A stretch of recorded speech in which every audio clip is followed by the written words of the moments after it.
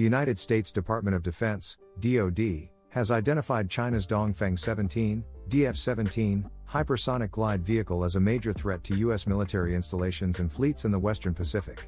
According to the recent Pentagon report on China's military power, the DF-17 is intended to attack foreign military targets and is capable of delivering both conventional and nuclear payloads.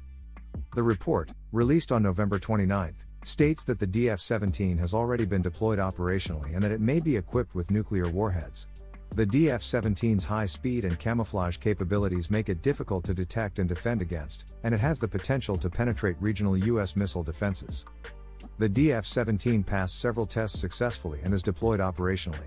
While the DF-17 is primarily a conventional platform, it may be equipped with nuclear warheads, said the Pentagon in its report. The primary purpose of the DF-17 is striking bases and fleets in the Western Pacific, added the DoD, citing a claim by a Chinese military expert. The DF-17 first made headlines in October 2019, when it was displayed at a military parade marking the 70th anniversary of Communist Party rule in China. The missile's capabilities were further demonstrated in the spring of 2021, when the People's Liberation Army conducted its first known hypersonic test involving the DF-17 glide vehicle, which caused significant concern in the U.S. According to the Pentagon report, China is the most consequential and systemic challenge to our national security and a free and open international system.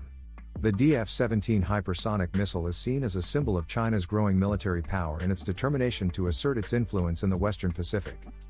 In conclusion, the DF-17 hypersonic missile is seen as a significant threat to U.S. interests in the Western Pacific, and its deployment has raised concerns in the U.S. about the ability to defend against a potential attack. The DoD's recent report highlights the need for continued vigilance and investment in missile defense systems to protect U.S. military installations and fleets in the region. Until next time, take care.